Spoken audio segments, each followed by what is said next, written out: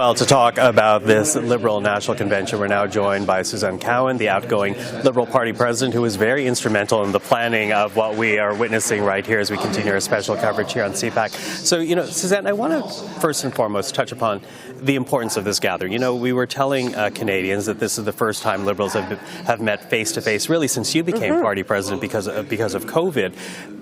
But it also comes at a time when, the Liberals are facing a lot of criticism in the country, coming under attack in the House of Commons over issues like foreign interference and the recent revelations regarding Conservative MP Michael Chong.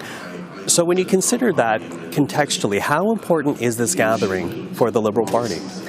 It's an incredibly important thing for us to be doing, and I've been to many conventions. I went to my first convention here in 2000 when I was a young Liberal. I came back in 2012 with my 6-month-old daughter, and here I am again. But, you were here. You saw the energy in the room last night.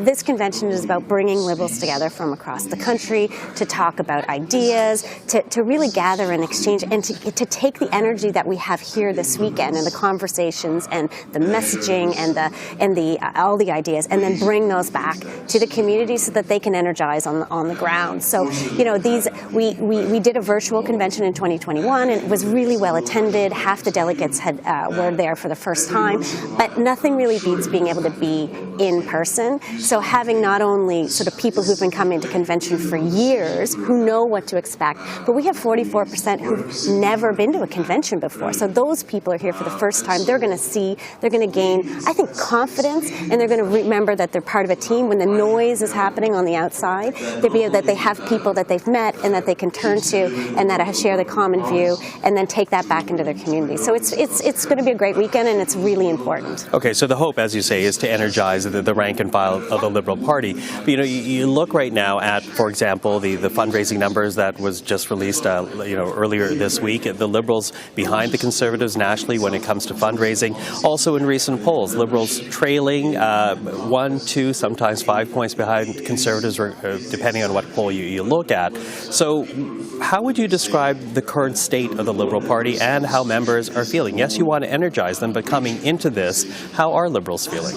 Listen, Liberals are very prepared, and on those fundraising numbers, the Liberal Party of Canada is in the best financial position that we've been in the last half-century, and we have more grassroots donors than ever before. So we are closing that gap with the Conservatives. But a thing that I think that we've talked about before, and I'm sure you've heard it, but I can't let it go by, is that the cost of fundraising for the Liberals is way lower. It costs the Conservatives way more money for every dollar. They have to spend a lot more money for every dollar that they get. We are very efficient in that, so if you take that into consideration, we've pretty much closed the gap, and we're working really hard to do that. And, when it comes to polling, the only poll that really matters is the one on Election Day. But I think it's important, as I said also last night, that, I feel very confident about the solid footing that the party's on, and very confident that our volunteer base are ready and trained and ready to go.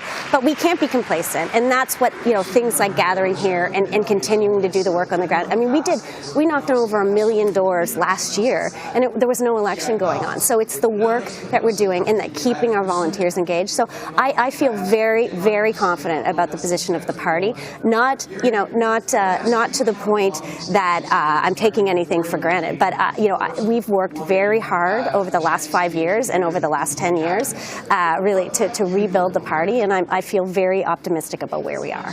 And I think the people who I'm talking to are here this weekend. I feel that as well. Okay, speaking of the people that were here last night, standing room only to listen to the Prime Minister. But there has been this debate as to whether or not Justin Trudeau should be leading the party into another election, because historically, to gain a fourth mandate, very rare in this country.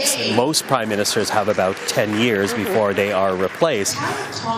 Is Justin Trudeau still the right leader, given the historical challenge he faces in trying to secure a fourth mandate if and when an election happens? Well, I mean, you saw it last night. You were here, standing room only, people on their feet. I mean, the Prime Minister, our leader, he is fired up and ready to go. And I feel, I feel very confident that going into an election with him as our leader. The people here this weekend feel confident as well. Sure, I mean, when you're in government for as long as we have, we've done a lot of good, but when you are aggressive with the progressive things that you're doing, it creates some controversy, and it creates, people get worried, and people kind of talk about, what you've done this, but you haven't done this. So there's a lot of work good that we have done, but that's the whole point of saying, where do we go from here? What are the next things that we need to do to bring as many people together and continue with the progress that we've made? But yeah, listen, that Justin Trudeau last night, he is the one that I feel very confident about having a leader going into the next election. Okay. Now, as we noted, you are the outgoing Liberal Party president. You will be replaced by the end of this convention.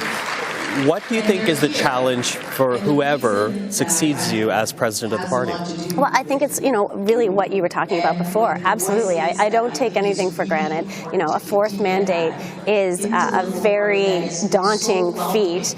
But I think about it less about the fourth mandate, and this is what I've talked to, the board and the volunteers I've talked to about. Don't think about it so much as the fourth mandate, or what are the next steps in the progress that we've made, the real change that we've been able to make for Canadians, raising kids out of poverty, Canada Child Benefit, $10 a day daycare, all of these things, climate action, affordability issues. Let's make sure we talk less about going after a fourth mandate and more about what are the issues that are going to resonate with Canadians to make us vote for them. So it's making sure that we're communicating in the right way, both internally and externally. And I think that, it will be three things. When I came in, the three things that I worked on were raising more volunteers, training our volunteers, and raising the funds. And those continue to be the things that the next president will have a real focus on. I mean, it takes a lot of money and a lot of people to win elections, and that's what the party needs to continue to do. Suzanne Cowan, thank you so much for joining us today.